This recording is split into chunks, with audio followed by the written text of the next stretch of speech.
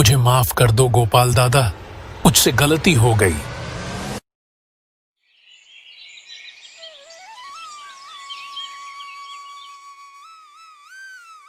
ललित अपने कस्बे का सबसे ईमानदार और सबसे धनी व्यापारी था। उसकी बड़ी सी कोठी में उसका एक ईमानदार नौकर काम करता था। उसका नाम था गोपाल। आज दिन तक गोपाल ने अपने मालिक के खिलाफ जाकर कोई भी काम नहीं किया।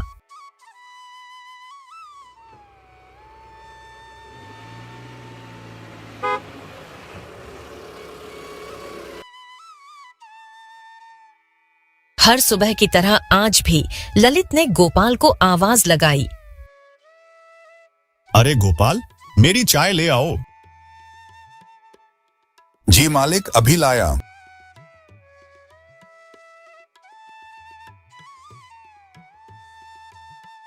ये लो मालिक, आपकी सुबह की चाय। बहुत बहुत धन्यवाद गोपाल। तुम सुबह सुबह इतनी ताजगी ले आते हो जैसे कोई अपना हो।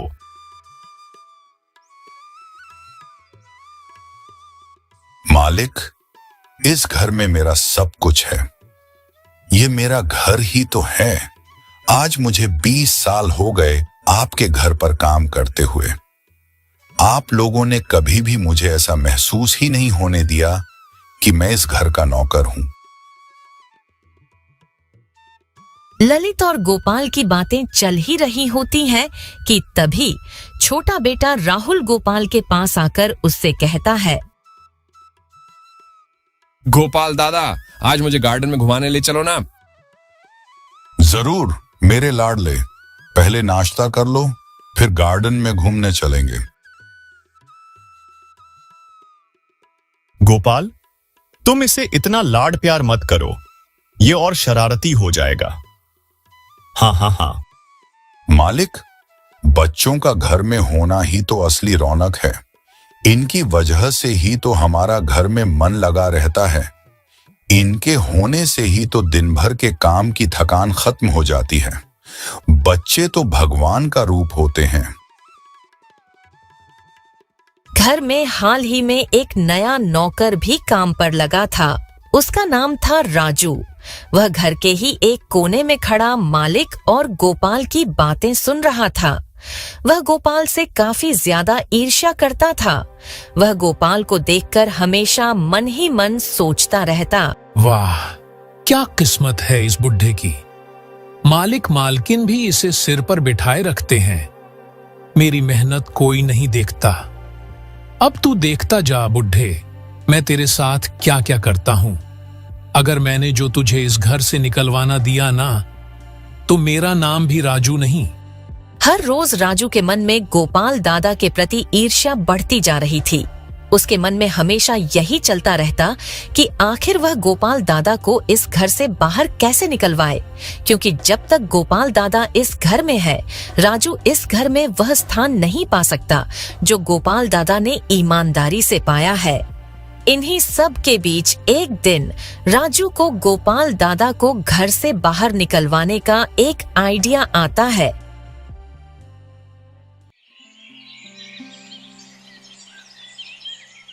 अगली सुबह मालिक और मालकिन अपनी गाड़ी में बैठकर कहीं बाहर जाने का सोच रहे थे।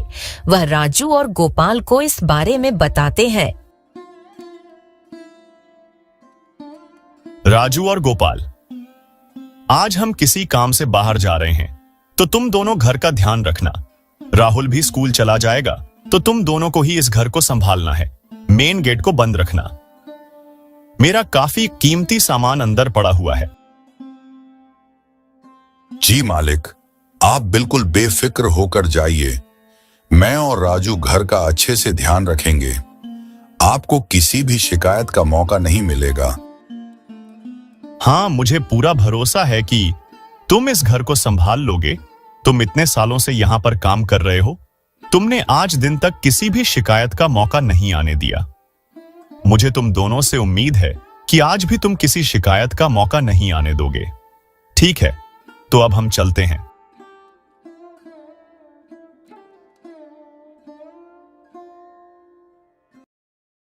मालिक और मालकिन अपनी गाड़ी में बैठकर रवाना हो गए। राहुल भी पहले से ही स्कूल चला गया था।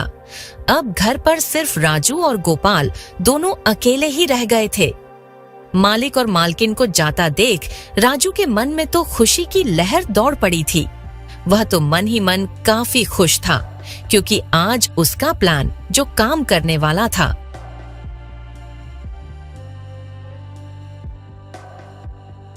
राजू, मैं भी मार्केट जा रहा हूं, कुछ सब्जियां लेकर आ जाता हूं ताकि शाम को हम जल्दी से खाना बना सके और उसे देखकर मालिक और मालकिन दोनों खुश हो जाएं। तो मैं मार्केट जा रहा हूं, तब तक तुम घर का ध्यान रखना। ठीक है, जा बुढ़े। देख तेरे जाने के बाद क्या क्या होता है। गोपाल ने कुछ भी नहीं बोला, क्योंकि उसे भी पता था कि राजू का व्यवहार उसके प्रति ऐसा ही है, और उसने राजू की ऐसी बातों पर ज्यादा ध्यान भी नहीं दिया। उसे तो यही लग रहा था कि राजू उससे जलता है, इसी वजह से वह ऐसा बोल रहा है। लेकिन राजू के मन में तो कुछ और ही चल रहा था, जिसके बारे में गोपाल को कोई भनक तक नहीं थी। गोपाल ने राजू की बातों पर ज्यादा ध्यान नहीं दिया और पैदल पैदल ही मार्केट की ओर निकल पड़ा। गोपाल को जाता देखकर राजू 7वें आसमान पर था। गोपाल के जाते ही राजू भी घर के अंदर चला गया।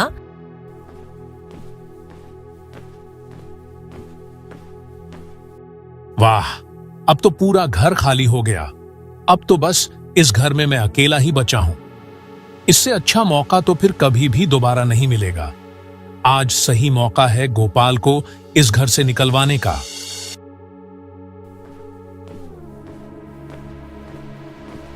राजू अपने मालिक मालकिन के कमरे के अंदर गया।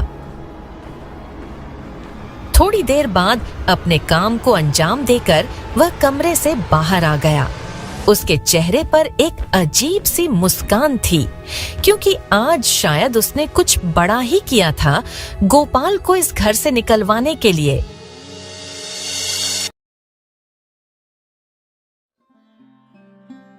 शाम को मालिक और मालकिन दोनों ही घर आ गए। मालिक और मालकिन ने खाना खाया और अपने कमरे में सोने के लिए चले गए।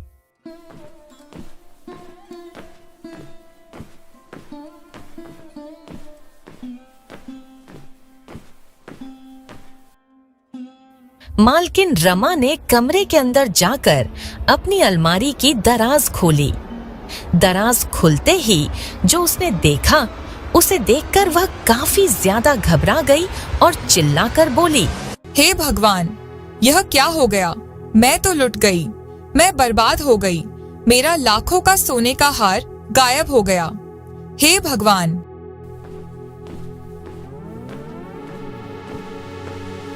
अरे क्या हो गया रमा?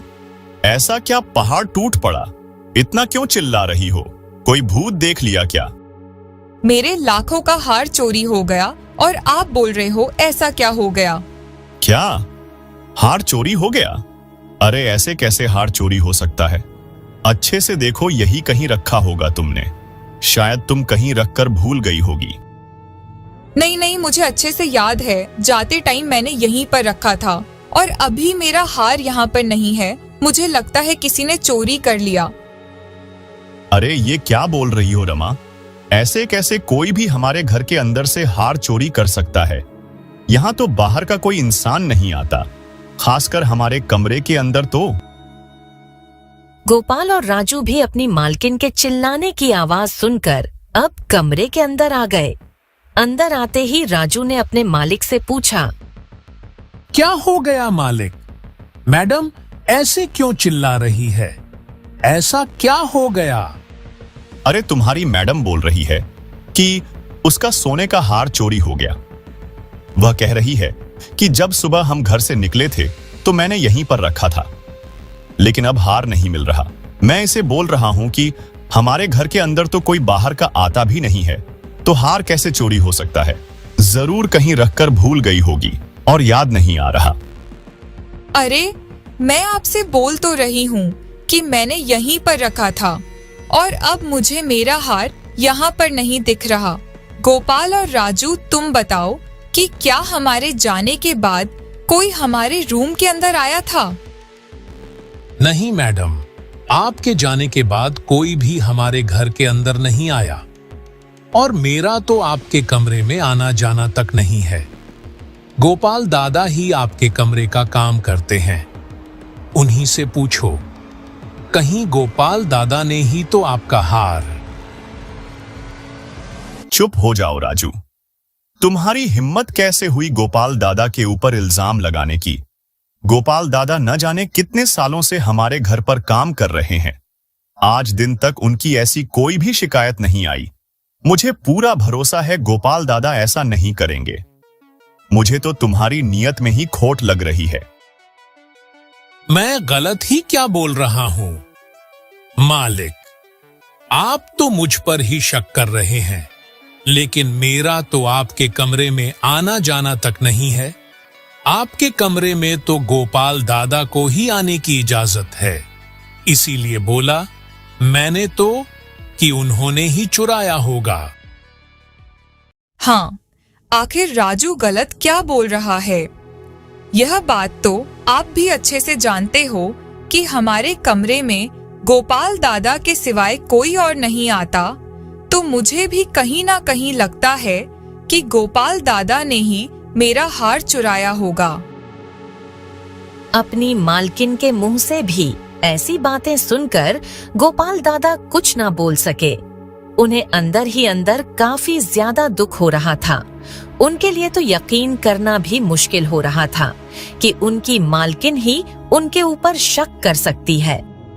नहीं मालकिन, मैं ऐसा नहीं कर सकता। मैंने आपका हार नहीं चुराया। आप तो मुझ पर फालतू में ही शक कर रही हो। मालिक, आप समझाओ ना मालकिन को। अब मैं क्या ही समझाऊं गोपाल। यह बात तो तुम्हें भी पता है कि तुम्हारे सिवाय मेरे कमरे में कोई नहीं आता। मैं तुम्हारे ऊपर शक नहीं कर रहा हूं, लेकिन फिर अगर तुमने भी नहीं चुराया तो और कौन चुरा सकता है? क्योंकि हमारे कमरे के अंदर तो कोई और नहीं आता। अब मैं क्या ही बोलूं? मुझे कुछ समझ नहीं आ रहा। मुझे काफी दुख हो रहा है तुम्हारे ऊपर शक करते हुए। अगर तुमने ही यह हरकत की है तो मुझे यकीन नहीं होगा गोपाल। अगर तुम्हें किसी चीज की जरूरत थी तो तुम मुझसे बोल सकते थे। अगर तुम्हारे पास हार है तो लौटा दो। मुझे लगता है गोपाल दादा तो कुछ भी नहीं बताने वाले। मैं अभी पुलिस को बुलाती हूँ। जब वह थाने ले जाकर इन्हें बेल्ट से मारेंगे तो अपने आप ही बता देंगे। कितनी शर्म की बात है आपके लिए गोपाल दादा। अपने मालिक और मालकिन दोनों के मुंह से ऐसी बातें सुनकर तो गोपाल दादा के मुंह से अब एक भी शब्द नहीं निकला। उन्हें काफी ज्यादा दुख हो रहा था, क्योंकि उन्होंने जो इतने सालों तक अपने मालिक और मालकिन के लिए वफादारी की थी, उसका उन्हें यह परिणाम भुगतना पड़ रहा है। थोड़ी देर बाद पुलिस वाले आए और गोपाल दादा को पकड़कर ले गए। गोपाल दादा को जब पुलिस वाले पकड़कर ले गए, राजू के मन में तो काफी खुशी छा गई। ऐसा लग रहा था मानो उसने तो गोपाल दादा से जन्मों जन्म का बदला ले लिया हो। उसके चेहरे पर खुशी साफ झलक रही थी, क्योंकि गोपाल दादा को घर से निकलवाने की उसकी चाल जो कामयाब हो गई थी। अब तो गोपाल दादा का पत्ता भी इस घर से साफ हो गया। अब तो इस घर में सिर्फ मेरी चलेगी और सोने का हार भी मेरा ही हो जाएगा। बेचारे गोपाल दादा को क्या पता कि मैंने हार को तो बगीचे में फेंक दिया था। आज शाम को जाकर उसे भी निकाल लूंगा और फिर लाखों रुपए होंगे मेरे पास और बेचारे गोपाल दादा जेल में सजा काटेंगे। रात होते ही राजू हार को लेने के लिए बगीचे में चला जाता है। इधर घर में मालिक और मालकिन भी काफी ज्यादा दुखी होते हैं, क्योंकि गोपाल दादा को जेल भेजने के बाद भी अभी तक उन्होंने उनका हार नहीं मिला था। मालिक खिड़की के पास खड़े होते हैं कि तभी उन्हें नीचे राजू दिखाई देता है। वह कुछ भी नहीं बोलते और चुपचाप उसे देखते रहते हैं। राजू आगे बढ़ता है। उसे कुछ भी नहीं पता था कि उसके मालिक उसे देख रहे हैं। राजू जैसे ही हार के पास पहुंचता है, मालिक को भी उसके सामने ही एक चमकती हुई चीज दिखाई देती है। वह देखकर चौंक जाते हैं क्योंकि वह रमा का हार था।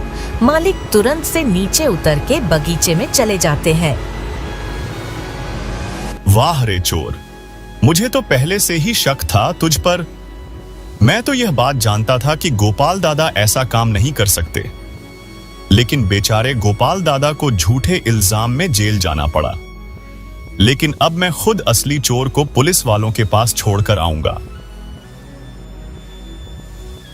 मालिक राजू को पकड़कर पुलिस वालों के पास ले जाते हैं। गोपाल दादा को बाहर निकाल दिया जाता है और राजू को जेल के अंदर डाल दिया जाता है।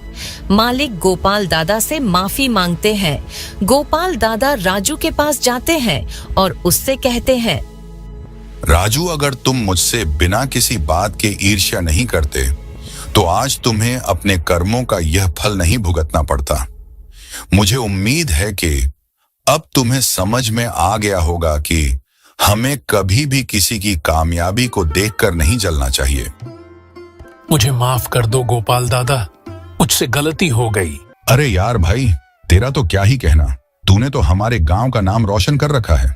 दूसरे गांव के लोग तेरी सब्जियों और ईमानदारी की काफी तारीफ करते हैं। अब तो हम भी तेरे पास से ही लेंगे। इसी गांव में एक 12 साल का लड़का राघव अपने माता पिता के साथ रहता था। राघव बहुत गरीब परिवार से था। उसके पिता किसान थे और उसकी मां सिलाई का काम करती थी। उनकी आमदनी बहुत कम थी, लेकिन वे हमेशा संतोष और सच्चाई के साथ रहते थे। कहां से आ रहे हो राघव? पापा, ओह, मैं अपने दोस्तों के साथ यही गली में खेल रहा था। क्या हुआ पापा, कोई बात हुआ क्या? नहीं, बस टाइम पर खेल के घर आ जाया करो। और कोई बात नहीं है, मम्मी की बात भी माना करो। ठीक है पापा, मैं हमेशा मम्मी की बात मानता हूँ। राघव भी अपने माता पिता की तरह ईमानदार और मेहनती था। राघव हर सुबह सूरज उगने से पहले उठकर पास के ही जंगल में जाता।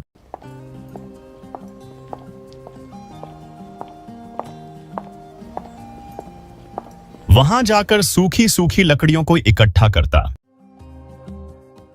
और फिर इन सूखी लकड़ियों को इकट्ठा करके बाजार में बेचने चला आता।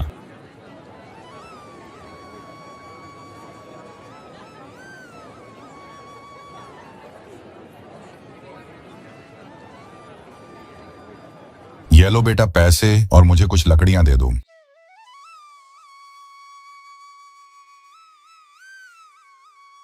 ठीक है काका जी। लकड़ियां बेचकर राघव कुछ पैसे कमा लेता, जिनसे वह अपने स्कूल की फीस भरकर अपने परिवार की भी मदद करता। हालांकि उसकी जिंदगी मुसीबतों से भरी हुई थी, लेकिन उसने कभी भी हार नहीं मानी। वह अपनी मेहनत और ईमानदारी पर विश्वास करता था। गांव के लोग राघव को उसकी सच्चाई और सरल स्वभाव के लिए पसंद करते थे। तुम देख लेना, एक न एक दिन यह लड़का जरूर कुछ बड़ा करेगा। ये बहुत मेहनती और सरल स्वभाव का लड़का है, पढ़ने में भी अच्छा है। हाँ यार भाई, तुम्हारी ये बात तो माननी ही पड़ेगी। इसके माँ बाप के तो भाग ही खुल गए ऐसा बेटा पाकर। कुछ बच्चे उसका मजाक उड़ाते थे क्योंकि वह गरीब था। अरे राघव, ये क्या कर रहा है तू? मुझे तो हंसी आ रही है तुझे ऐसी हालत में देखकर ही। तू ये क्या लकड़ियां बेचने का काम करता है रे? राघव को इन बातों से कोई फर्क नहीं पड़ता, क्योंकि वह जानता था कि सच्चाई और मेहनत का रास्ता हमेशा सही होता है। एक दिन की बात है, राघव हमेशा की तरह सुबह जंगल में लकड़ियां बीनने गया। अचानक उसे एक चमचमाती हुई थैली दिखाई दी। वह थैली खोलने पर चौंक गया, क्योंकि उसमें सोने के सिक्के भरे हुए थे। राघव ने कभी इतने कीमती सिक्के नहीं देखे थे। वह कुछ देर के लिए सोच में पड़ गया। क्या मैं इन सिक्कों को रख लूं? ये सिक्के मेरे परिवार की गरीबी दूर कर सकते हैं और फिर मुझे कभी भी लकड़ियां नहीं बीननी पड़ेगी। नहीं नहीं, ऐसा करना बिल्कुल ही गलत होगा, क्योंकि यह सिक्के मेरे नहीं हैं। यह किसी और की मेहनत है और बेचारा वह इंसान इन सिक्कों को ढूंढ रहा होगा। अगर आज यह सिक्के मैंने रख भी लिए तो एक न एक दिन मुझे इनका परिणाम भुगतना ही पड़ेगा। और ये सिक्के वैसे भी मेरे नहीं हैं। मैं ऐसे ही किसी और की मेहनत को अपने पास रखकर पाप का भागीदार नहीं बनना चाहता। इससे अच्छा तो यह होगा कि मैं इन सिक्कों को इनके असली मालिक को लौटा दूं, क्योंकि यही करना मेरे लिए सही रहेगा। राघव ने ठान लिया कि वह सिक्कों की इस थैली को अपने पास नहीं रखेगा और इसे गांव के प्रधान के पास ले जाएगा। क्योंकि प्रधान गांव के सबसे सम्मानित व्यक्ति थे और राघव जानता था कि वे सही निर्णय लेंगे। राघव उस थैली को लेकर अपने गांव की ओर आगे बढ़ने लगा।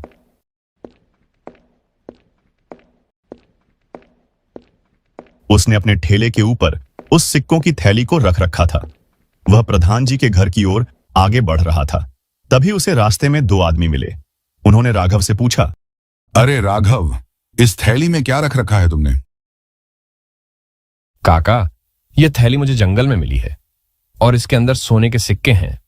मैं इस थैली को लेकर प्रधान जी के पास जा रहा हूं ताकि वह इस थैली को उसके असली मालिक तक पहुंचा सके।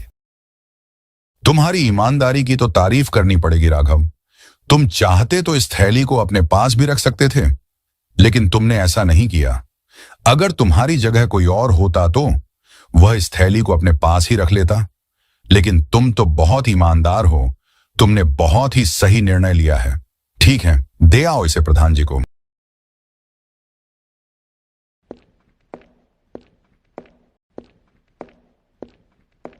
जब राघव सोने के सिक्कों से भरी थैली को अपने ठेले पर रखकर प्रधान जी के घर पहुंचा तो उस समय प्रधान जी अपने घर के आंगन में एक चारपाई पर बैठे थे।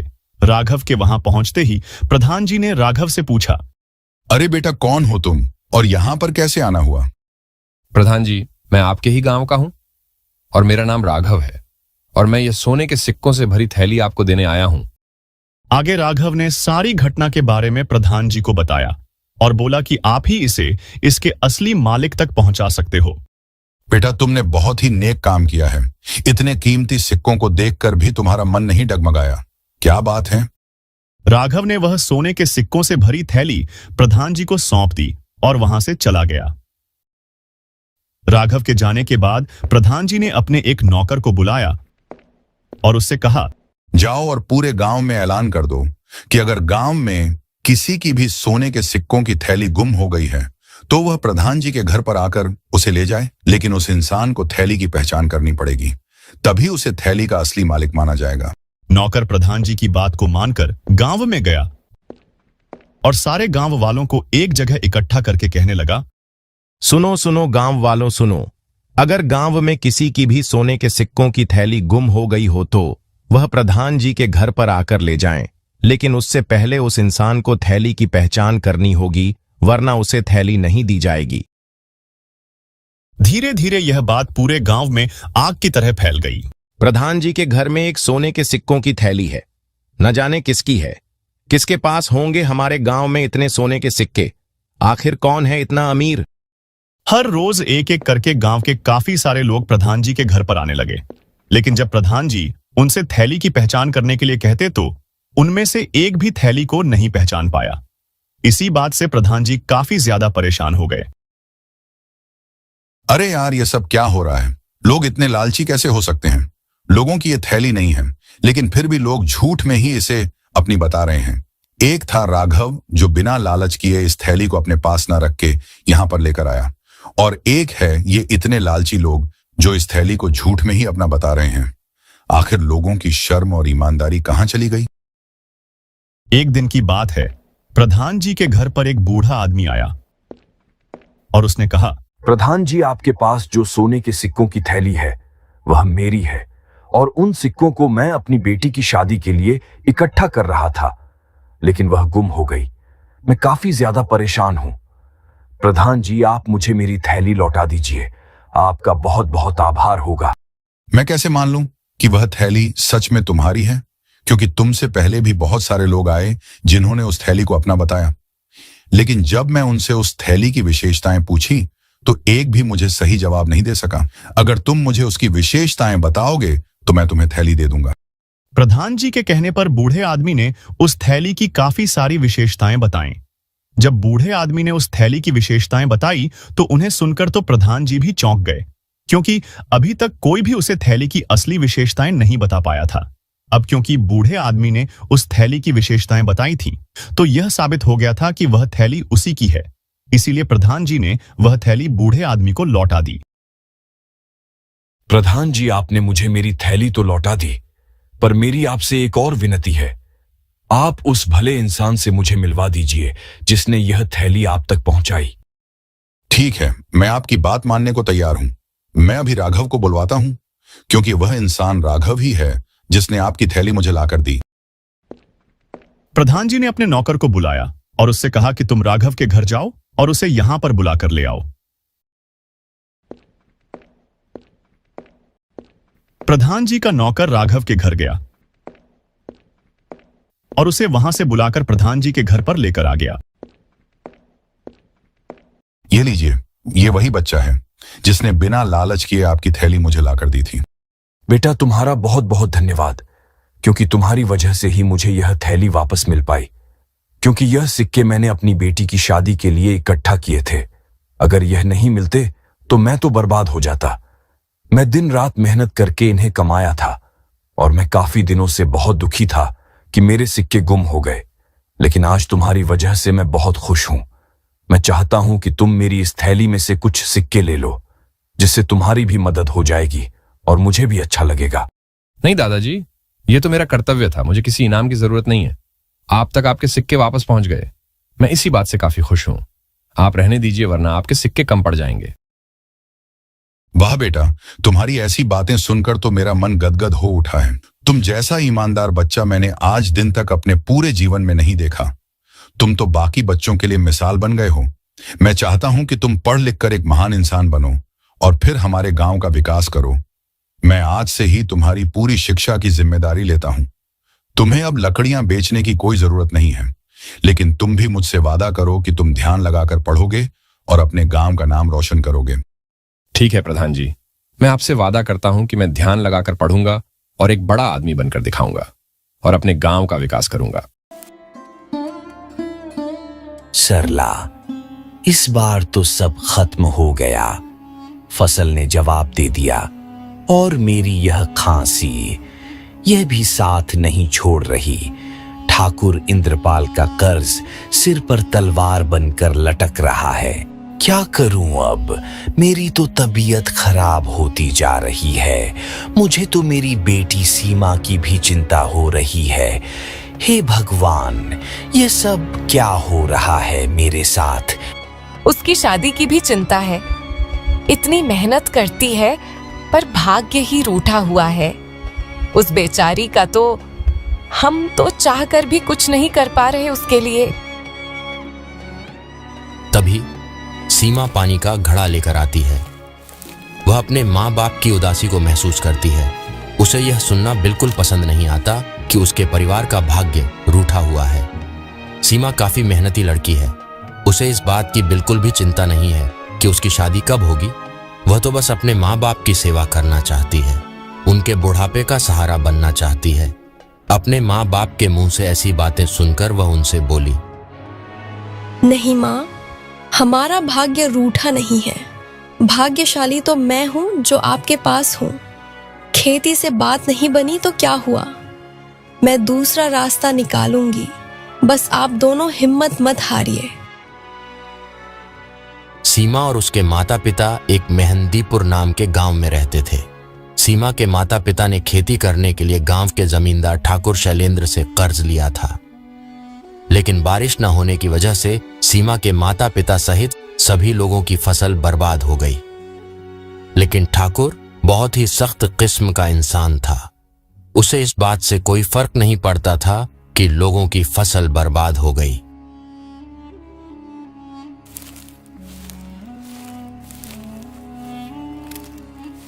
ठाकुर साहब, मुझे माफ कर दीजिए। मेरी सारी फसल बर्बाद हो गई। मुझे समझ नहीं आ रहा है कि मैं आपका कर्ज कैसे चुकाऊं। मुझे माफ कर दीजिए। मुझे इस बात से कोई भी फर्क नहीं पड़ता है रामपाल। मुझे मेरा पैसा वापस चाहिए किसी भी हाल में। अगर तुम मेरा पैसा 10 दिनों के अंदर नहीं लौटा पाए तो मैं तेरे घर से बचा कुचा अनाज भी लेकर चला जाऊंगा। नहीं नहीं, ऐसा मत कीजिए ठाकुर साहब। अगर आप मेरा सारा अनाज लेकर चले जाएंगे तो मैं अपने बच्चों को क्या खिलाऊंगा। आप चिंता मत कीजिए, मैं कहीं से भी इंतजाम करता हूं। गांव के बाकी किसान भी ठाकुर की धमकियों से डरे हुए थे, क्योंकि खेती सभी की बर्बाद हुई थी। और गांव के लगभग सभी किसानों ने ठाकुर से कर्ज ले रखा था। ठाकुर ने अपनी धमकियों से पूरे गांव को डरा रखा था।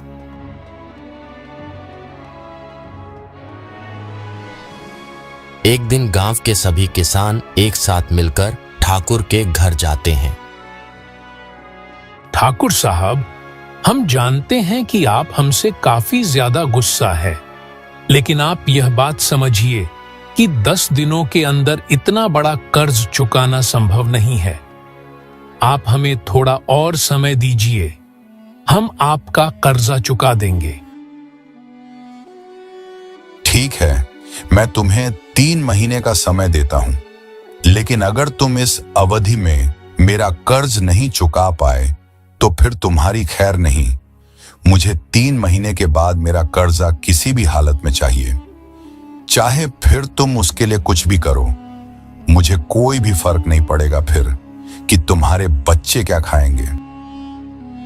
ठीक है ठाकुर साहब, हम 3 महीने बाद आपका कर्ज चुका देंगे।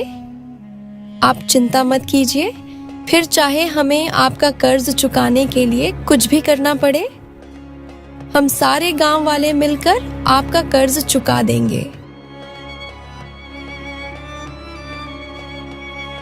अगले दिन सारे गांव वाले मिलकर एक जगह इकट्ठा होते हैं और चर्चा करते हैं कि 3 महीने के अंदर ठाकुर का कर्ज कैसे चुकाया जाए।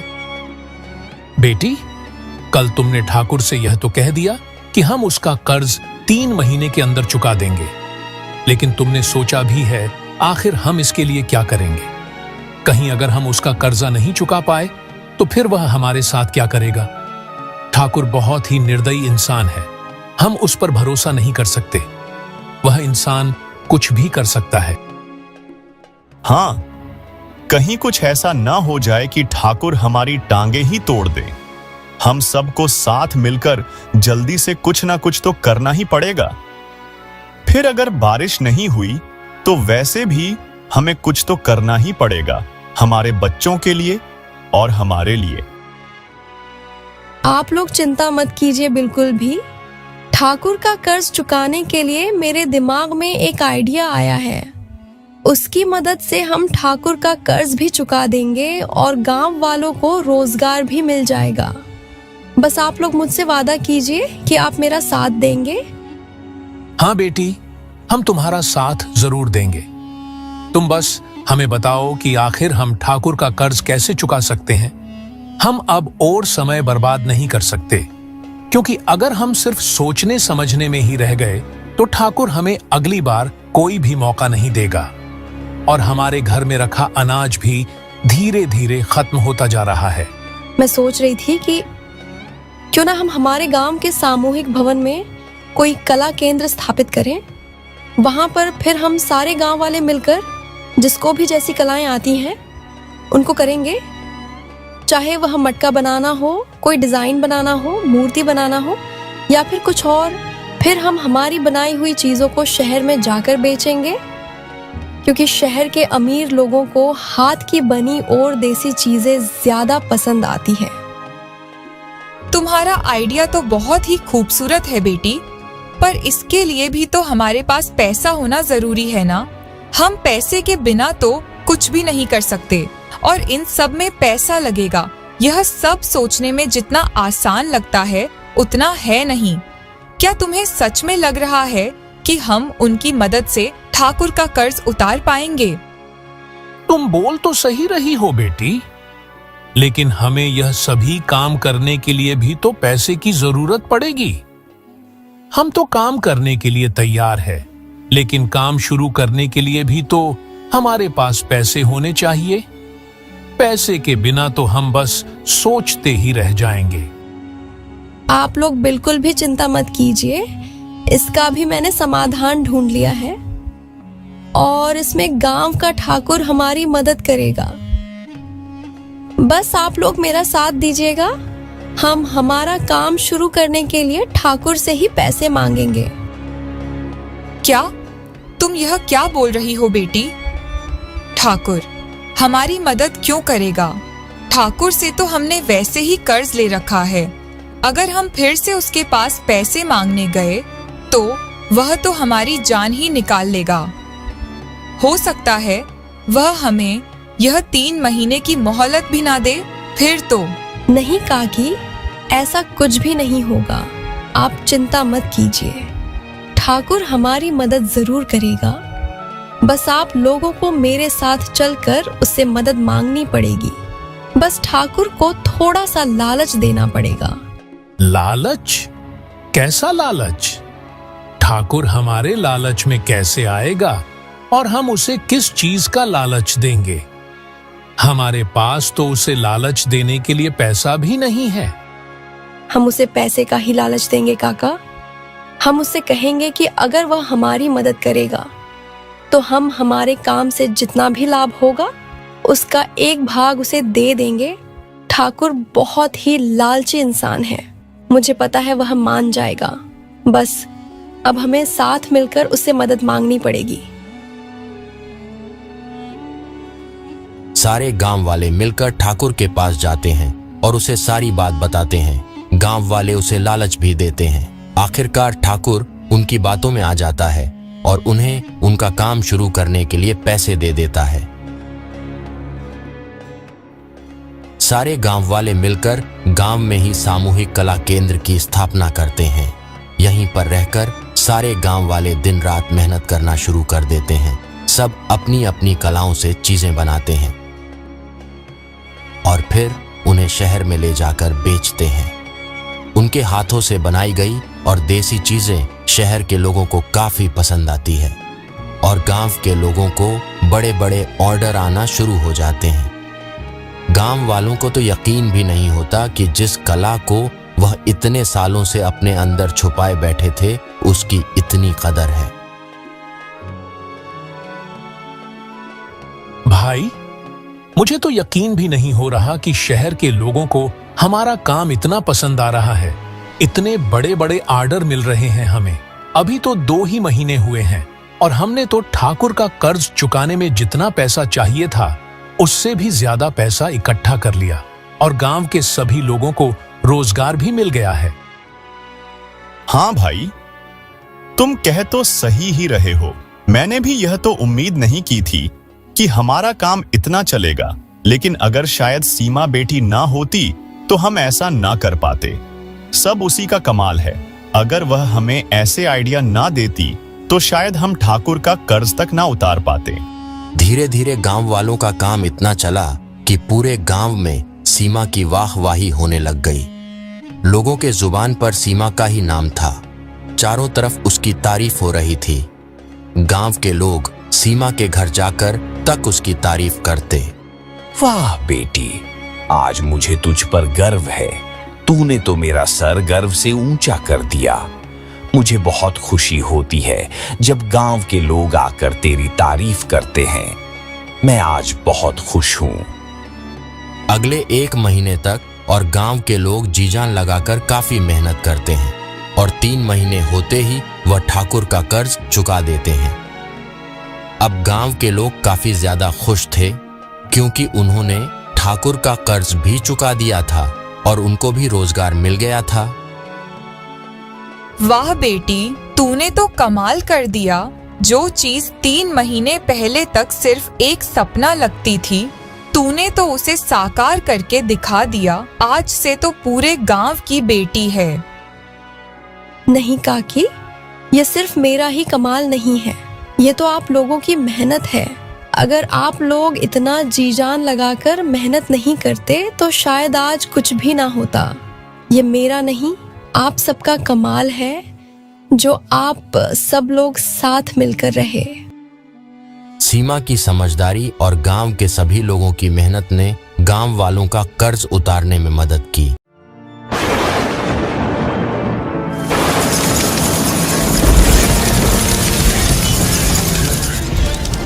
शांतिवन गांव के बाहर एक भयानक जामुन का पेड़ था। वह केवल 1 दिन के लिए ही जामुन देता था। गांव के लोगों का मानना था कि इसे खाने वाले को 7 दिन मिलते हैं। अपनी सबसे बड़ी गलती सुधारने के लिए अगर वह इंसान 7 दिनों के अंदर अपनी गलती नहीं सुधार पाता तो यह भयानक जामुन का पेड़ उससे उसका सबसे बड़ा हुनर छीन लेता। व्यान 25 वर्ष का एक लड़का जो गांव के बीचों बीच बने अपने छोटे से लकड़ी के घर में बैठा था। वह लकड़ी को ऐसे आकार दे सकता था जैसे वह मोम हो। उसकी उंगलियों में जादू था। वह साधारण लकड़ी के टुकड़ों में आत्मा भर देता था। उसकी सबसे बड़ी इच्छा यह थी कि वह गांव को छोड़कर दूर शहर में जाए और एक महान मूर्तिकार बने। लेकिन व्यान शांतिवन में फंसा हुआ था। उसे एक अदृश्य बेड़ी जकड़े हुए थी। वह था उसका बचपन में किया गया अपराध। 6 साल पहले उसके पिता जो गांव के मुखिया थे, एक बड़ी लड़ाई के बाद अचानक गांव छोड़कर चले गए थे। व्यान जानता था कि यह सब उसकी एक बचकानी गलती के कारण हुआ था, जिसके चलते उसके पिता को भारी अपमान झेलना पड़ा था। वह खुद को माफ नहीं कर पाया था। गांव में केवल कावेरी दादी ही थी जो जामुन के रहस्य को पूरी तरह समझती थी। वह जामुन के पास ही एक छोटी झोपड़ी में रहती थी। एक दिन व्यान बैठकर मूर्ति बना रहा था, तभी कावेरी दादी उसके पास आई। व्यान, आज रात पेड़ फल देगा। दादी, मैं उस पेड़ पर विश्वास नहीं करता। यह केवल डर फैलाने की एक पुरानी कहानी है। यह कोई डर फैलाने की कहानी नहीं है बेटा, यह सच है। और आज रात जामुन अपना नील फल देगा। जो कोई उसे खाएगा उसे आज अपनी एक गलती सुधारने का मौका मिलेगा। तुम मेरी बात मानो बेटा। और अगर कोई अपनी गलती नहीं सुधारे, फिर उसका क्या होगा? यह सब अंधविश्वास है। मैं इन पर भरोसा नहीं करता। यह सब झूठी अफवाहें हैं, लोगों को डराने की। अगर कोई इंसान उस फल को खाकर भी अपनी गलती ना सुधारने का दुस्साहस करे, तो वह भयानक जामुन का पेड़ उस इंसान से उसका सबसे बड़ा हुनर छीन लेता है। और अगर तुम भी ऐसी गलती करोगे, तो तुम्हारा मूर्ति बनाने का हुनर छीन लिया जाएगा। इसलिए उस जामुन को खाने के बाद ऐसी गलती बिल्कुल भी मत करना मेरे बच्चे। यह सब कहकर कावेरी दादी वहां से चली गई। व्यान उस रात बेचैन रहा। सुबह होने से पहले उसने एक चौंका देने वाला फैसला लिया। वह साबित करना चाहता था कि नील फल केवल एक जामुन का पेड़ है और उसका कोई जादू नहीं है। अगर वह इसे खाकर भी ठीक रहा, तो वह निर्भीक होकर इस गांव को छोड़ पाएगा। बिना किसी अपराध बोध के वह नीलफल के पास पहुंचा।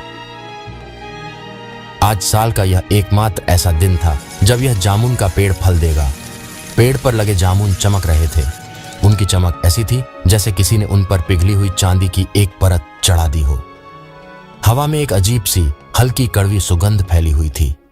चारों तरफ सन्नाटा छाया हुआ था। तेज हवाएं चल रही थीं। व्यान का दिल तेजी से धड़क रहा था। उसने पेड़ को देखा। उसने एक जामुन तोड़ा। वह जामुन उसके हाथ में आने पर ठंडा और भारी लगा।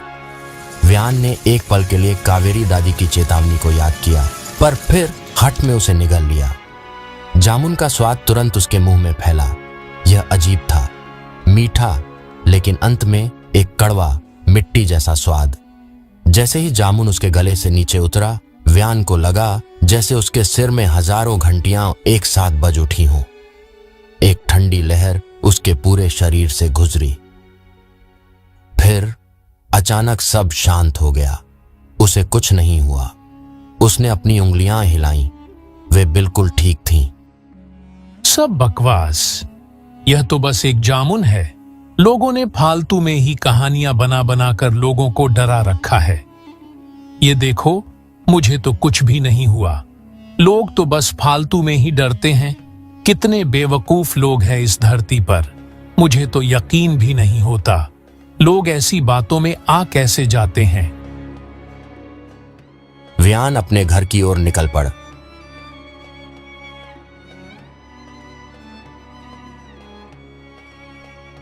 सुबह हो चुकी थी और लोग अपने खेतों में काम करने आ चुके थे। रास्ते में चलते हुए व्यान की नजर एक किसान पर पड़ी। पहले तो सब कुछ नॉर्मल था, लेकिन फिर अचानक से व्यान की नजरों के सामने एक चमत्कार हुआ।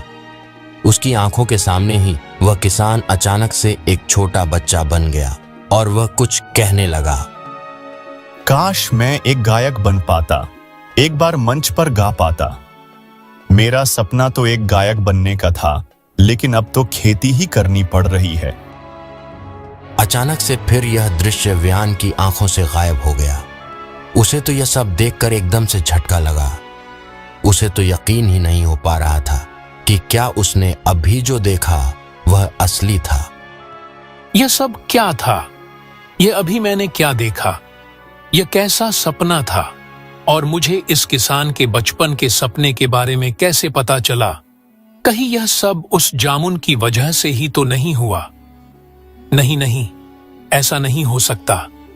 ऐसा कैसे हो सकता है कि मैं किसी के भी सपने देख सकता हूं? व्यान ने जब यह सपना देखा तो वह अचानक से घबरा गया और तुरंत से कावेरी दादी के पास गया।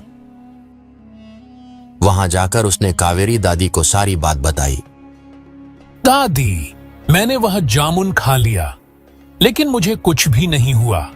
लेकिन मेरे साथ कुछ अजीब हुआ। मैं जब वापस आ रहा था तो मैं एक किसान का सपना देख पा रहा था। मुझे पता चला कि वह किसान बचपन में सिंगर बनने का सपना देखता था, लेकिन आज उसे खेती करनी पड़ रही है। यही है नील फल का रहस्य, व्यान। यह तुम्हारे हुनर को तुरंत नहीं छीनता। इसने तुम्हें 1 सप्ताह का समय दिया है। यह जो तुम देख रहे हो लोगों के अधूरे सपने हैं। यह केवल उनका पछतावा है जो उनके दिल में बैठ गया है। तो फिर अब मेरा क्या होगा दादी? तुम्हारे पास 7 दिन हैं। तुम्हें अपने अपराध बोध को दूर करना होगा। अपने पिता के गांव छोड़ने के पीछे की सच्चाई जाननी होगी और खुद को माफ करना होगा। अगर तुम सफल हुए तो तुम्हारा हुनर बचेगा। अगर तुम असफल हुए तो तुम अपने हुनर को खो दोगे और नीलफल की शक्ति तुम्हें हमेशा के लिए अपने सबसे बड़े पछतावे के बोझ तले दबा देगी। और हाँ, तुम्हारे पिता का जाना वह केवल तुम्हारी गलती नहीं थी, व्यान। इसमें पूरा गांव शामिल था। व्यान के मन में अब डर के साथ साथ एक नई दृढ़ता थी।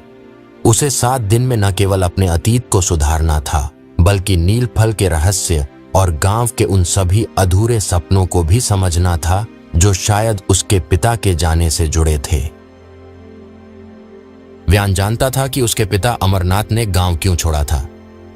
6 साल पहले अमरनाथ ने गांव की परंपरा के खिलाफ जाकर गांव की सामूहिक जमीन पर एक आधुनिक स्कूल बनाने की कोशिश की थी। व्यान, जो तब 19 साल का था, उसने अपने पिता के कुछ निजी दस्तावेजों को गलती से जला दिया था, जिसमें स्कूल के लिए दान के कागजात थे। यह दस्तावेज जलने के कारण मुखिया अमरनाथ को भारी रकम का नुकसान हुआ और गांव वालों के सामने उनका अपमान हुआ, जिसके बाद उन्होंने बिना कुछ कहे गांव छोड़ दिया। कावेरी दादी की बात उसके दिमाग में गूंज रही थी। तुम्हारे पिता का जाना वह केवल तुम्हारी गलती नहीं थी, इसमें पूरा गांव शामिल था। आखिर मेरे पिता के गांव छोड़कर जाने के पीछे गांव वाले कैसे शामिल हो सकते हैं? आखिर गांव वालों के अधूरे सपने मेरे पिता के गांव छोड़ने से कैसे जुड़े हुए हैं? मुझे इस रहस्य को समझना ही पड़ेगा। तभी मैं अपने पिता के गांव छोड़ने के रहस्य को जान पाऊंगा। अब व्यान को अपने पिता के गांव छोड़ने के रहस्य को जानने के लिए व्यान को अपनी उस शक्ति का इस्तेमाल करना होगा जो उसे रहस्यमयी जामुन से मिली थी। कहानी आगे और भी ज्यादा मजेदार होगी। इसका पार्ट 2 आएगा, तो पार्ट 2 देखने के लिए चैनल को सब्सक्राइब और वीडियो को लाइक कर दो। अगर तुम लोगों में से किसी को ऐसी कहानी बनाना सीखनी है तो वीडियो पर कमेंट करके बता दो, मैं तुम्हें सिखा दूंगा, वो भी मोबाइल से।